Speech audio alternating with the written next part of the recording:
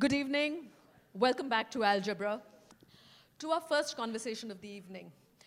Zeenat Aman is an actor, but she is, of course, not just an actor. She went on to redefine the very genre of the female lead. She created a space that did not exist. Before Zeenat came on the scene, there was no good bad girl and bad good girl. That genre was created by her, for her. That genre now rules the female trope in cinema. But the interesting thing about Zeenat is she never set out to define something. She just was. She showed that you could be on screen what the audience wanted you to be, and you could be off it exactly who you wanted to be. Long before there were batteries of stylists and makeup artists and sorcerers and costumes, she was who she was on screen, and that has triggered an entire generation trying to look like her. She never wanted to look like anybody. She was part of some of the most seminal films of the 70s and 80s, both in genre-defining roles and also in the hugely popular roles, all of which are defined by a singular, extraordinary strand of music. To celebrate that, before we celebrate the life and work of an extraordinary artist, we have a quick film that we'd love you to see. A lot of the videos in the film are sourced from old footage, so the quality of the video is not as great as we'd like. The quality of the artistry is better than we've ever seen in this country. May we have the film, please? Zeenat Aman, may we have you on stage, please?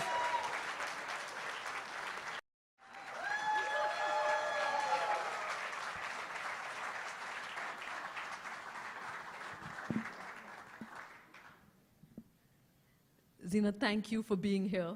You can tell that this is a conversation that has really brought everyone out of their homes, and it is a privilege. I know you're reticent with being out in public. It's a privilege कि आप जैसा कोई algebra में आए. Thank you. I have to say something about Bangalore. I did a lot of work here. We shot quite a few films here, and I have a great affinity for the city. So I'd like to say, आप जैसा कोई मेरी ज़िंदगी में आए तो बात बन जाए. We shot films like Hira Panna, we shot films like Shalimar, we shot a lot of movies. I'd love to come to the films, and originally that was where we were going to start, but it struck us, as we often speak, that a lot is not necessarily known about your growing years before you entered. Of course, the fact that it was an almost chance entry into films often gets talked about, but we'd love to know, what was your life? Where did you school? Where did you grow up? What was your life like before you became Zeenat Aman? Payal, my parents were, I have a Hindu mother and Muslim father, and they separated when I was 2. And then my mother married a German, and I went off to boarding school in Panchkani, and I was there, and I was very academically inclined. You were head girl and prefect. All of that. And you were very academically, Absolutely. What did you enjoy studying? What did you enjoy about academics?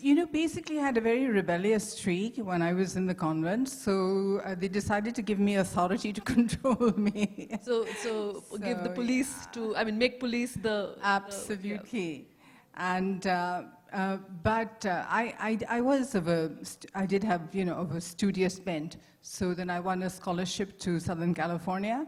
And I studied there for a while. What did you study at university? I was an exchange student, and I was there for a while. And I came back to Mumbai and did some modeling, and won the Miss Asia contest, and got into movies. And that's it.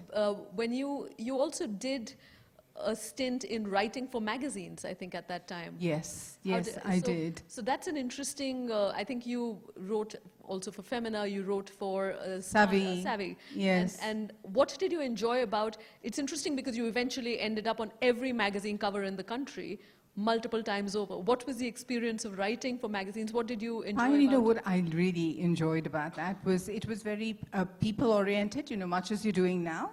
So I enjoyed interviewing people and getting to know about them and, finding out who they were and what they were all about, really. And how did then the Miss India contest come about for you? I was a ramp model, and I was modeling on the ramp. And normally in fashion shows at that time, there would be a round of the girls in the competition and a round of the girls who were showcasing the clothes, the fashion outfits. And everybody said to me, "You're in the wrong part of the show," you know. So so I did, and it was a lark. And they sent me off to Manila. And but you've said somewhere that when you won, and I think there were the Miss World and the Miss Asia contest that people were sent to, and you decided that you were not just going to go, you were going to win it. You were not just going to participate. Yes, because I was an overachiever, and I was very disappointed that I wasn't sent to Miss World. So yes, so I did decide that yes, I'm going to win this and come back, and so I did. I was nominated for Miss Photogenic, and I won the contest, and I came back to Mumbai, and I had already signed a film before I won. It was a film called Halchal by O.P. Ralhan, but you know, it was a small part which he knew, and so he then introduced me to Devanand, who was looking for somebody to play the sister's role in Hare Rama Hare Krishna. And I'll come to that in a minute. I just wanted to come back to, because when you spoke of your parents, your father was not just, of course, part of the cinema industry. He was a legendary scriptwriter, screenplay writer. He wrote Pakiza and Mughal-e-Azam. I mean, they're two of the most seminal films in the cinema tradition of this country. That's true. Did you recognize the genius of your father, you know, as you were? Not at all. No, not at all. Simply for the reason that I would just see him on vacations, and he passed away when I was very young. So I wasn't really aware of his talent, and especially, you know, he would have probably turned over in his grave. I couldn't speak 2 straight lines of Hindi, you know. And then he was such a prolific Urdu writer. Yeah. And you've said that he would have turned over in his grave that you gave your screen test in English. Absolutely, that is true. You have all your research on point. It's such a life, how can one not? But I did want to ask, you share a very special relationship with your mother. Would you tell us a little about your bond with your mother that you have said was very special in your life? Absolutely. I was an only child, and she was my world. She was my anchor, she was my world, and if I was an overachiever, it was always because I wanted her to be proud of me. I didn't want to disappoint her in any way. And I always, throughout my life, you know, whatever I do, I've tried to do it to the best of my ability. So, coming back to, of course, Devanand, to Hare Rama Hare Krishna, and to the sister's role of Janice, it's interesting because the sister's role in Indian cinema till then was Vidva Ma and Andhi Behan. And nobody wanted to play the sister.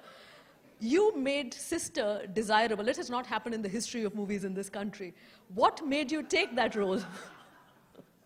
I didn't know any better. I was not aspiring to be a Hindi film heroine at any point, not at all. It was just a lark. It was just something fun to do. I met, you know, I was introduced to Dev Sahab, and you know, he was looking for somebody to play the part of Jasbir, Janice. Girl from a broken family who was, you know, in Canada and who runs away from home and ends up in Kathmandu with a bunch of hippies. And this was very much the trend then, at that point, because it was a time of LSD and hashish and ganja and the whole hippie movement. And I had witnessed some of that in Southern California. Sure. So it was not an unnatural situation for me. And when he told me the part, I said, yeah, great, I'd love to do that, yeah. You mentioned being introduced to Devanand. There are any number of stories around that introduction, apocryphal stories, some of which say that you were smoking a pipe and you either offered him your pipe or you offered to light his cigarette. Will you tell us about that first introduction to Devanand? Actually, there was a meeting that had been arranged and several people were there. There was a producer of his, there was Mr. O.P. Ralhan, who was there. My mother was there, we were all there, and I used to smoke a little pipe, and I was packing the pipe, and yes, and it's true, and you know, he didn't really smoke, but I think, you know, sometimes he had the swag that he liked to, and I offered him my lighter, so all of that is true. And he was kind of intrigued. He said, who is this girl? And, you know, such a nonconformist, and he thought I would be apt for the part of Jasbir. And he asked me if I would do screen tests. I said, sure, I'd love to. Only thing, I don't speak Hindi properly. You know, it's all tuta-puta. He said, it's okay, I'll do your screen test in English. And then they invited me down to Filmistan studio, I think about a week later. And he said, we'll get back to you. And at that point, we were leaving the country because my stepfather was being stationed in Malta. And we'd shipped all our stuff to go, and we were going to go and join him. And I wanted to study languages and go to the United Nations and be, an interpreter and all of that. So this was just by the wayside. I mean, I was having fun before I did what I really wanted to do. Because when you're young, you try multiple things. You know how it is. And so he said, come to the screen test.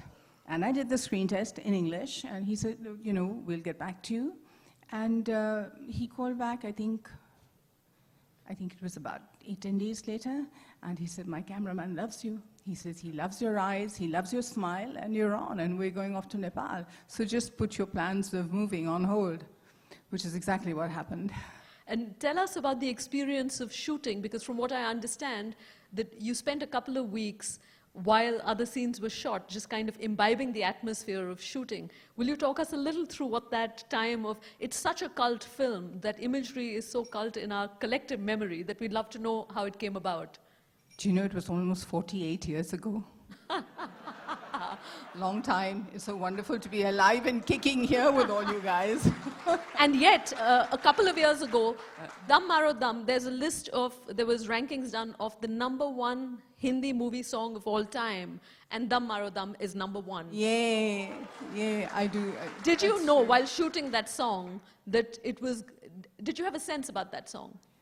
No, not really. Actually, R.D. Barban, Panchamda, they were just celebrating his birth anniversary, I think, about a week ago. And they'd invited me to a function to attend. And I was given the information that he had worked on at least 26 of my films. Of course, the most iconic songs being Dam Maro Dam and Churalia. Yes. And then somebody sent me a little clip of his when he was talking, when he recorded Dam Maro Dam. And Dev Saab actually did not want to picturize that. He wanted to picturize the other song, Dekho Divano, Tumhe Kaam Na Karo, Ram Ka Naam Badnaam Na Karo. He wanted to, give emphasis to that song and just, use Dam Maro Dam on the album. Sure. And when the song was actually recorded, I didn't know this. I just saw R.D. Burman's blurb a few days ago, little video bite, which he talked about, and they liked it. And if you really see in the film, it's not the length of the song itself is not very long, because Desa was not really sure about it. And it's ironic, because it is the #1 song of all time in Hindi cinema. Yeah. So what went on to be your working relationship with Dev Saab? Did you know at that point what he represented in the business? Yeah, he was a star. I didn't used to watch Hindi movies, and I knew he was a big star, and he was, a very stylish man, and, he had his own thing, and he loved to make movies, and he was very passionate about films. And once Hare Rama Hare Krishna was released, when we come back from the shooting from Nepal, he said, now don't leave the country until the film is released, because I'm going to edit and put this out very fast, because he was of the opinion even then, because then projects would take 2, 3, 4, 5 years. Yeah. But he was of the opinion that they should be shot and edited and put out quickly, for the general Release public. as soon as possible, yeah. So he stopped us from leaving. My stepfather had gone. My mother and I were, on hold, waiting.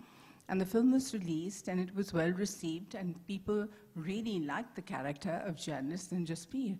And then he went into writing mode. He wrote Hira Panna. And he said he wrote it for you. He wrote it for me because it was difficult, for him to imagine that the audience would accept the sister now as a girlfriend. Because now sister's so desirable. Yeah, no. So he was very clever about it. There was Hira and there was Panna, and Devanand was Hira, and I played Panna, but I didn't play his love interest. Yeah. Rakhi played his love interest, and I played her sister. Making sisters fashionable since 1972. But, but I had a good role because I was the one who was chasing the stuff, that he wanted. And it was interesting because he planned it in such a way that there would be a gradual crossover transition. And in the next film, you did play his love interest. Yeah, I played his love interest and subsequently went on to play his love interest in multiple films, And I will jump a little to say that in his autobiography, he does mention that for him, you were his love interest. He was in love with you. It's his autobiography where he also says that he intended, and I know that this is a much discussed episode, that he intended to invite you to a restaurant and tell you how much he loved you and propose marriage, and then something happened where there was a misunderstanding, where he believed that you were fond of Raj Kapoor. Truth be told, I was fond of Raj Kapoor's work. I was an actor and I was working with Raj Kapoor on a film called Vakil Babu. And Raj Kapoor was my co-star in that. And he just made films like Bobby and, every girl, who was in the business really wanted to work with him. And he was very prolific in his conversation about his film, in between shots. They light up and you have time off and, we would talk and he would be talking about Rupa, this character that was in his mind, and it was fascinating. And I was just drawn to that, not drawn to Raj Kapoor, I was drawn to Rupa. Yeah.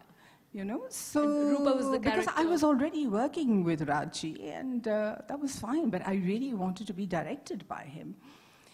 So like I say, it's all a question of perception and perspectives, and where you are in your mind and what you see and what you imagine and what you think and what you translate things into. Because my meeting Raji at that party was just an acknowledgement of his presence, and he had discussed the film, and I was very excited to be possibly working in the film. So I did go over and wish him in that frame of mind. I don't know what Dev Saab made out of it. I don't know what was going on in his mind. Much like yourself, I've been told, I've not read the book, I dare not read the book. Because I will probably disagree with a lot of things. The one line is, you broke his heart, is the outcome of that book. So he says, okay, I'm sorry, Dev Saab, I didn't know. But I tell you something, Dev Saab was a wonderful human being. He was a very passionate filmmaker, and I will never ever disrespect him, because he was my guide, my mentor. He brought me into the business for whatever it was worth, It was because of him and because of the films that I did with Navketan that I sustained a career in the Hindi film industry for as long as I did. So I have deep respect for him. I'm terribly sorry I broke your heart, Dev Saab. I didn't know. You spoke of, and actually that's a fascinating story about Rupa, and Rupa being the principal character in Satyam Shivam Sundaram. But you decided that this role, which at that point represented everything you were not, it was not glamorous, it was not overtly sexy, though there was an underlying tremendous sexiness to Rupa as it turned out on screen, but she was the opposite of the glamorous star that you were playing at that time. What about that role drew you, and how did you go about deciding? Much like you decided you would win in Manila, you decided you were going to get this role. Will you tell us about that? Absolutely. I was going to be Rupa, so yeah. And since I had an idea of what Raji had in mind, I was shooting at a studio which was further down the road from RK Studio, and we wrapped up our shooting. And I know this story has been repeated quite often, but... Well, we'd love to hear it. Yeah. Yeah, I dressed myself up. I wore a ghagra choli, and I did the long choti with the paranda, and I put, tissue paper on my face. I stuck it with glue and did burnt makeup, and, his studio and the cottage where he sat was on the route to my home. So I got off there. And his man, Friday, John, was there. And I said, please don't tell sir that I have come. Please tell him that Rupa has come. So he was a bit, gobsmacked. He said, who is this Rupa and what does she want with me? So I'm thinking that John must have said, nahi, Zeenat madam hai, Zeenat ji aayi hai. he was very taken because he felt that at that point I had already become a star. I had worked in Nasir Hussein's Yadon Ki Barat, Lal Kapron Wali Mem Saab, that had been successful. And I was doing lots of other projects with B.R. Chopra, Dhund, and good films. And he felt that this girl is a star. She doesn't need the work. She doesn't need anything. And yet she has so much passion and fire to do this.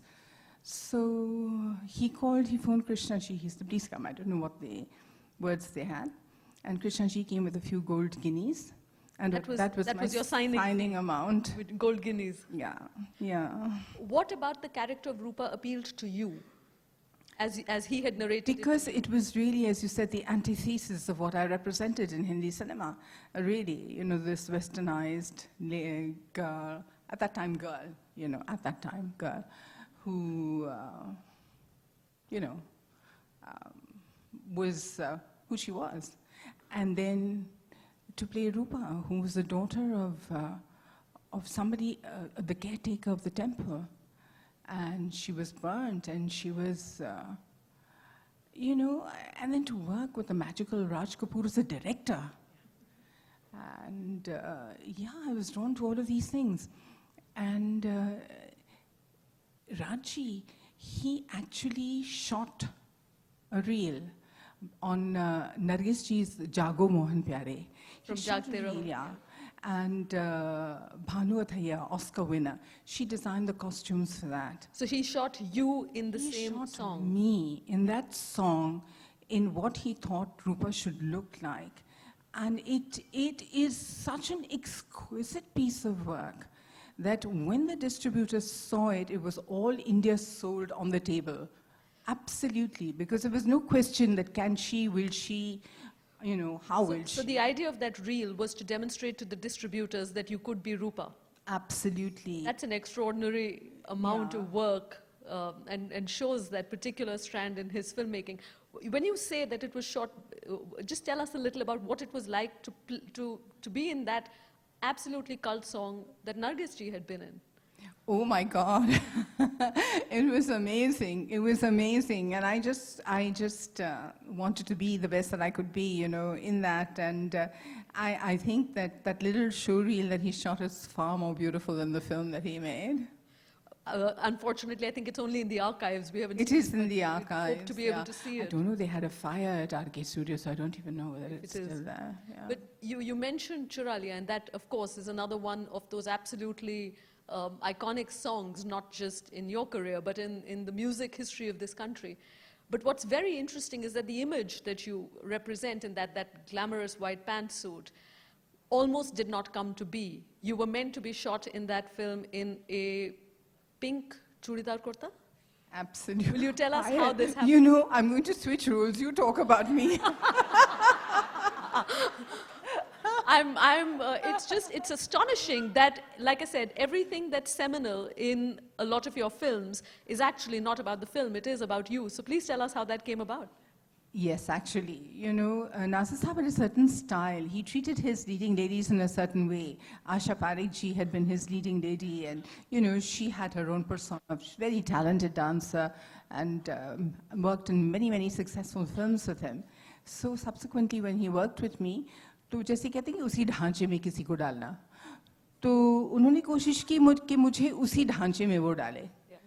So somehow it was not working for me. There was this tight pink, and I was a very skinny girl, so I looked, like a very awkward with these skinny churidar and this tight churidar and something tied around my head, and I was just so and a blue uncomfortable. waistcoat. And a blue waistcoat. And a blue waistcoat, absolutely. And if you see the scene before that song, you say, my God, what is she wearing and what does she look like? And I told Nasir Sahab, I said, I'm just not comfortable. I'm just not, this is not me, So he said, what do you want to do? So then I told him that, the culottes that you see and the style, that's who I was, I said, please let me be me. Don't try to make me somebody else.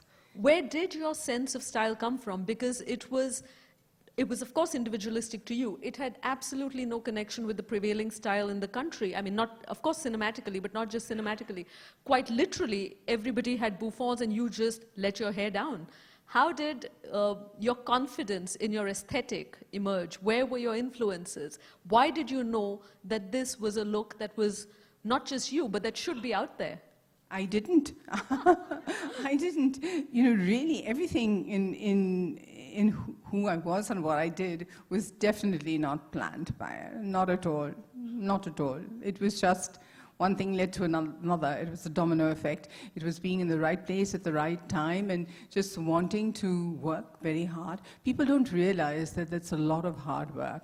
People say, you know, you were so successful, you had 7 films at a time, you know, out of the marquee, and they were all successful, and you were being hailed, and you were being... I didn't know. Because my life was studio home, studio home, studio home, studio home.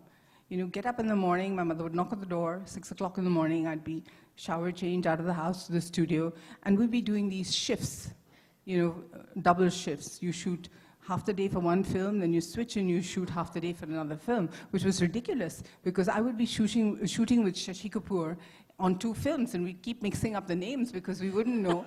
You were Sheetal, you were, you know, Shalini. You're shooting half the day for one film, you're shooting. And Raj used to say about it, ye log, ye to sab taxi hai, inka meter hamesha down hai.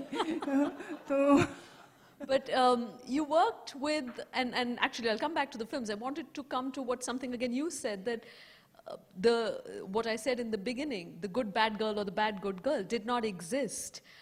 You created her quite literally in Indian cinema. How did that come about? Why were you drawn to this role that was never completely black or white? I would say you're the first grey actress in Indian cinema, and thank God for that. Why did the grey appeal to you? Yeah, I think it started with Janice Jaspir. Yeah. You know, she died being a drug addict, but she was basically a good girl. It was her circumstances that made her who she was. So, you know, हमारे film industry में कहते थे भेड़ चाल. When something works, people like to repeat that. So people wrote roles for me like that. Like Manoj Kumar gave me a part where this girl, she is, you know, engaged to this Bharat, and he's a poor guy. And then she dumps him for the rich guy. For the rich guy. Shashi Kapoor. And, but ultimately, she cares so much about him that she dies protecting him. She takes a bullet for him. So she's a good girl. She was bad, but she's good. You know? And so people started writing roles, and the audiences loved these characters because everything before me was in black or white. Yeah. You were heroine of Vamp. Yeah, you were the Madonna or the, you know. And here you dressed like Vamp, but you also played heroine. You were in Roti Kapra and Maka, which is the story you were saying. You've said before that you found the character interesting precisely because she takes the opportunistic, ambitious call, and that was never depicted. Again, why did truth resonate with you? Because that is truth. That is decisions we all make in life. You know, also I knew Manoj Kumar was also a very passionate filmmaker. While I must give you a little piece of trivia about my career, I think I'm the one actor who's worked with the maximum actor-directors. Whether it is Raj Kapoor, Devanand, Shami Kapoor in his first directorial venture. I don't know whether any of you all remember seeing Manoranjan. Yes, of course. And, you know, Feroz Khan, Sanjay Khan, even O.P. Ralan was an actor, and Amjad Khan, because I think Parveen Babi at that time had gone away to America. She was not well, and he was kind of left in the lurch. And he said, please just help me out with this film. So I worked with him as a director, Amir Admi, Gharib Admi. So I think... yeah. And it's an extraordinary body of work. Over 80, I think 90 films, but in which you're the female lead protagonist. Yeah, main female protagonist, yes. That is, and over the course of maybe just a little more than a decade, that's a lot of work. Yes, I actually stopped working after my son was born, yeah. So again, we'll come to that, but just coming back to some of the films and the very fact, as you mentioned, you have worked with, apart from being a seminal figure in the films, you have worked with every figure who counts. What are the experiences, if you could recall even a couple, that don't ever make it to our popular consciousness? You know, Amitabh Bachchan, Shatrughan Sinha, of course, Rajesh Khanna, Devanand. Do people and incidents stand out in your memory that define for you whom they were, not on screen necessarily? Definitely. Rajesh Khanna, when I worked with him, was the phenomenon. Mr. Bachchan hadn't yet become the star that he is, at the time. So Rajesh Khanna was just, they called him the phenomenon, they called him God, I don't know what all they called him. And he had this aura about him. And he was already engaged or married to Dimple, I think, when we started shooting for Ajnabi. And we were just so in awe of him. And I would work twice as hard at my lines. So I cannot flub my line. I have to be, he should not know I'm so much in awe of him. I should be, good, perform well, and, barabari se. You used to practice at home with a tutor. Yeah, I did. And there was this wonderful story about Shalimar, because Shalimar is the first Indo-American film that was made in India, and we shot it almost completely here in Bangalore at the Mysore Palace. And we all parked ourselves here, I think, at least for 6 weeks. Some people were here for 2-3 months. And it was shot in both Hindi and in English. And because we were shooting it completely American style, the entire scene, all the scenes that we had, they were not cut. They were shot from start to finish. Completely, the entire performance with all the nuances, from start to finish. And then they would come in for the close-ups and the cuts. Now, the amazing thing is Dharmendra was my co-star. And he had problems with English. And Zeenat Aman, Match made in movie-making hell. And Zeenat Aman had problems with Hindi. So it was fun, because every day after shooting, Dharmendra would be sitting with his English tutor in his room, and Zeenat Aman would be sitting with her Hindi tutor in her room. And this is how we progressed to make Shalimar. Do Lafzon Ki Hai, and that, I know you've also said that song became so cult with Amitabh Bachchan. Did you have a sense while shooting in Venice that you were going to transform not just the movie business, but also Venice? Because I believe honeymooning couples for long after. I've been to, I think the past 6 months, I've been to 6, 7, 8 different countries. Yeah, whether it's Australia, North America, South America, Europe, UK, Australia, the Far East. I've traveled a lot. And everybody, there's some member of the audience in every country who's told me how they went there for their honeymoon. And I say that, okay, we have something to do with the population explosion, That song is doing it. No, but no, it's not just couples. I've had a mother-daughter duo, who said that, yeah, we saw the film and we said we have to go to Venice for a holiday, yeah. So it's good, it's all good.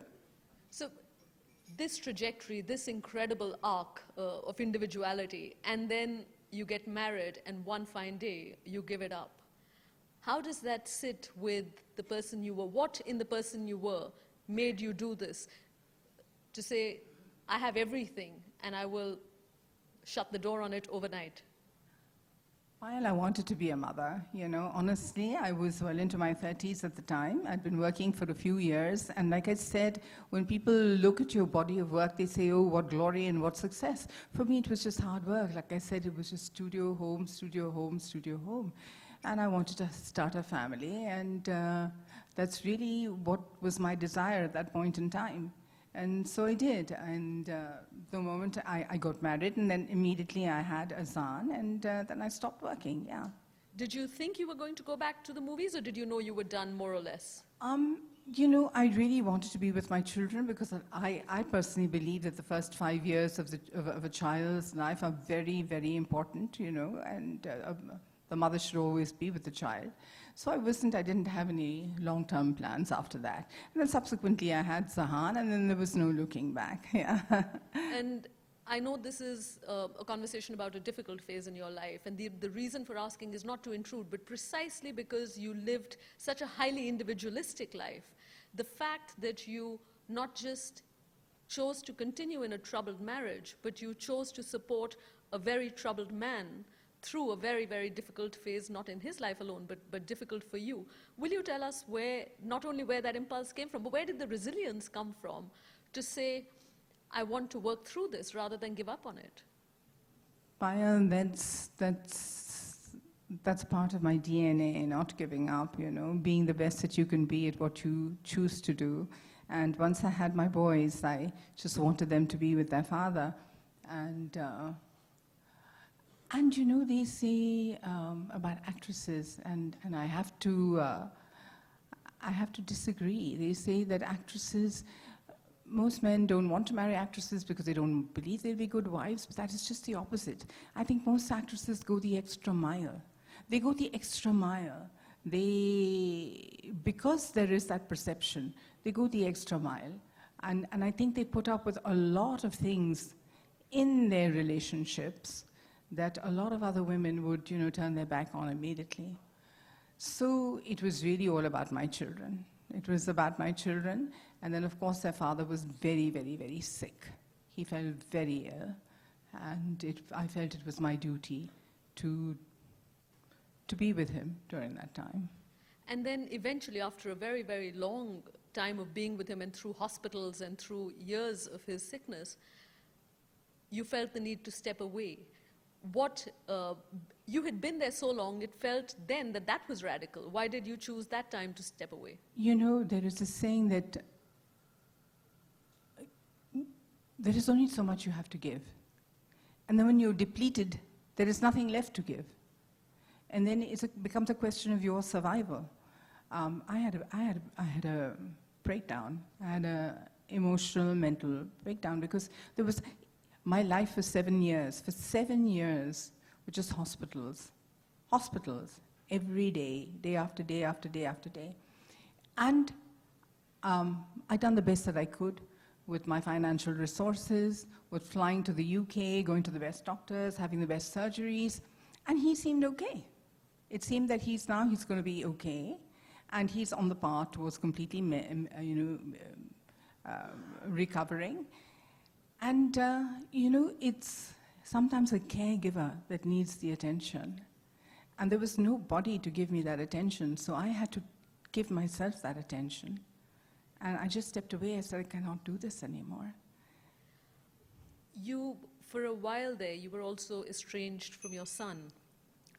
For somebody for whom parenting meant what it did, how did you cope with that? Oh, those were the darkest days of my life.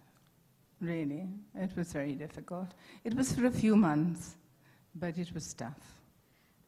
What's the nature of your relationship with your boys now? Oh, it's the best. Absolutely. They are my world and I'm their world. God bless. And I think all parents feel like that about their kids. They want the best for them. Yeah. I think all parents want the best for their children in whatever way possible. And again, before we close, because we are at the last question, you dealt with not just, of course, emotional, being drained emotionally, but you were also at the receiving end of physical abuse. It is unthinkable, not only for any woman, but it is unthinkable for a woman who occupied that place in the public imagination. I think for a lot of people, the question really became, how do we stand up to something that somebody in that position of seeming power could not? Will you tell us what that was like? I think I already answered that. You put the children before yourself. Sure. You put the children before yourself. When it's about you, you can turn your back on anything. But when there are other lives involved, you put them first. And that is really what it was about. Zeenat, thank you so much. This has been both for the public life you've lived and for the private life you've lived. We could be here all evening. But thank you for your candor, thank you for your time, and thank you for giving us not just a heroine and hero on screen, but also off screen. It is a pleasure. Thank you, Payal. I'm so impressed with, all the information that you have. Wow. Well, I can only say Google makes it easy. No, but thank you. And so nice to be here with all of you this evening, really, when I was invited by the illustrious Zeenat Aman. I was very happy to come to Bangalore, really. So have a wonderful evening. Thank you.